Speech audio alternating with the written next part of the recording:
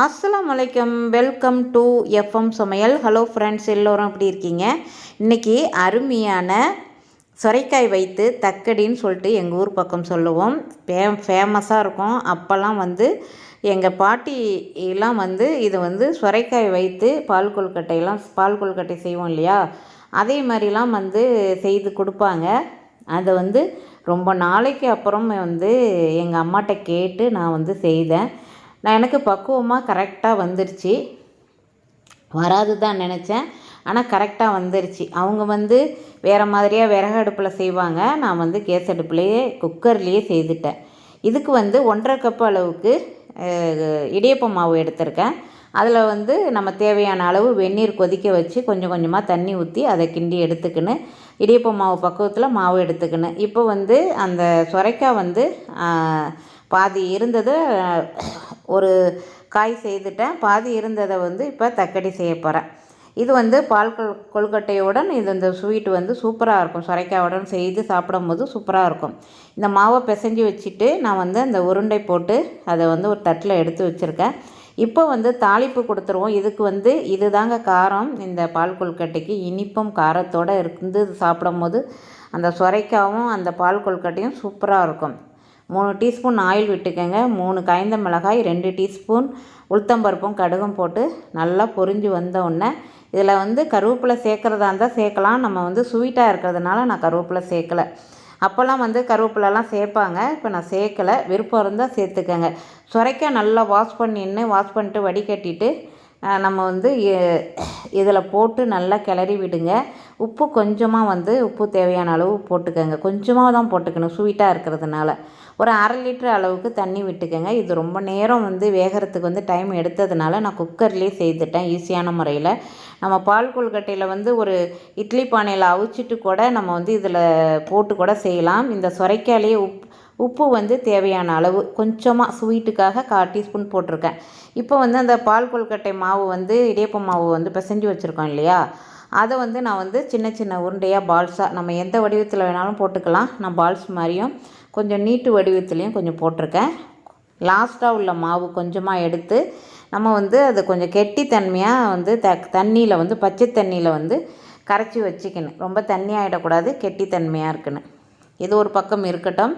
இப்போ சொரைக்காய் ஒரு அரைவாசி தான் வெந்து வந்திருக்கு. நம்ம குக்கரில் போட்டால் தான் அது குலைவாக வருன்னு, அந்த சொரைக்காய் குலைவாக வருன்னு. அதனால் அது இருக்கட்டும். இப்போ ஒரு தண்ணி வச்சுருக்கேன். நல்லா கொதி வந்த உடனே இந்த கொழுக்கட்டை செஞ்சு வச்சுருக்கோம் இல்லையா, மாவில் இடியப்ப மாவில் ஒன்று ஒன்றா போட்டுருவோம். நான் கொஞ்சமாக தான் தண்ணி விட்டுருக்கேன். இதுலேயே நல்லா அது பால்ஸ் எலும்பி வந்துடும். கரண்டியை போட்டு கிண்டிடாதீங்க. நல்லா எலும்பி நம்ம அதுலேயே கலக்கி விட்டுட்டு அப்புறம் அது நல்லா வெந்ததும் நம்ம ஒன்று செக் பண்ணி பார்க்கணும் வெந்துருச்சான்னு சொல்லிட்டு. வெந்த உடனே நம்ம அந்த சொரைக்காயில் எடுத்து நான் அப்படியே ஊற்றிக்கிட்டேன். வெந்து வந்துடும். நம்ம கொதி வந்த உடனே தான் நம்ம இந்த ஒவ்வொரு கொழுக்கட்டையாக பால் கொழுக்கட்டையாக எடுத்து போடணும். இதுக்கு பால்லாம் சேர்க்க வேணாம். சூப்பராக இருக்கும். இந்த சொரைக்காய் சீசனில் இது செய்து கொடுப்பாங்க. அப்போல்லாம் நான் சின்ன பிள்ளையாக இருக்கும்போது எங்கள் அம்மா எங்கள் பாட்டிலாம் அப்போ செய்வாங்க. நல்லாயிருக்கும். அது ரொம்ப நாளாச்சு நாங்கள் செய்தே ரொம்ப நாளாச்சு. எனக்கு செய்யலாம் தெரியாது. எங்கள் அம்மாட்ட கேட்டுக்கிட்டு கரெக்டாக செய்துட்டேன். எனக்கு வருமா வராதான்னு நினச்சிக்கிட்டே இருந்தேன். நான் கரெக்டாக வந்துருச்சு. அப்புறம் இதை நான் தனியாக என்ன செய்தேன், அந்த சொரைக்காய் வேகிறதுக்கு ரொம்ப டைம் ஆச்சு. அதனால் நம்ம குக்கர்லேயே போட்டுடுவோன்னு தனியாக ஒரு பாத்திரத்தில் தண்ணி வச்சு கொஞ்சமாக தான் வச்சேன். ரொம்ப தண்ணியாகவும் ஆகிடக்கூடாது. அதனால் கொஞ்சமாக வச்சு தண்ணி கொதி வந்தோடனே இந்த பால் கொழுக்கட்டை நல்லா வெந்து வந்தோடனே கெட்டித்தன்மையாக வந்துருச்சு. நல்லா கரெக்டாக கொஞ்சமாக தான் தண்ணி வச்சேன். அதை அப்படியே எடுத்து நான் சொரைக்காயோட ஊற்றிக்கிட்டு பார்த்து கிளறுங்க. நல்லா வெந்த உடனே தான் நான் கிளறினேன். கூட என்னோடய கணவரையும் வைத்துட்டேன். எங்கே உடஞ்சி வந்துடுதோ இன்னமும் புதுசாக இருக்குது இந்த ரெசிபி அப்படின்னு சொல்லிட்டு. எனக்கு இது புதுசு. அதனால் கொஞ்சம் அவங்களையும் கிண்ட சொன்னேன். அவங்க பார்த்து பக்குவமாக கிண்டிட்டாங்க. அப்புறம் நான் என்ன பண்ணிட்டேன், நானே செய்கிறேன் அப்படின்ட்டு நான் களத்தில் இறங்கிட்டேன். அப்புறம் சர்க்கரை ஒரு கப்பு அளவுக்கு, ஃபஸ்ட்டு ஒரு 1/2 கப்பு, அடுத்தது ஒரு 1/2 கப்பு, மொத்தம் 1 கப்பு. இனிப்பு இருக்கான்னு பார்த்துட்டு நீங்கள் டேஸ்ட்டுக்கு தகுந்த மாதிரி போட்டுக்கோங்க. ரொம்ப இனிப்பாக இருந்தாலும் அந்த காரத்தன்மை இல்லாமல் போயிடும். காரம் இனிப்போட அந்த பால் கொழுக்கட்டையும் அந்த சுரைக்காவும் சாப்பிடும் போது தான் ஆஹா என்ன ருசி அப்படிம்பாங்க. அதே மாதிரி இருக்கும். குக்கரில் வந்து 3 விசில் விட்டேன். கரெக்டாக இருந்துச்சுங்க. அப்போ தான் அந்த சுரைக்காலாம் வெந்து வந்துச்சு. அந்த பால் கொழுக்கட்டைலாம் வந்து சூப்பராக நல்லா வந்து அருமையாக வந்துச்சு.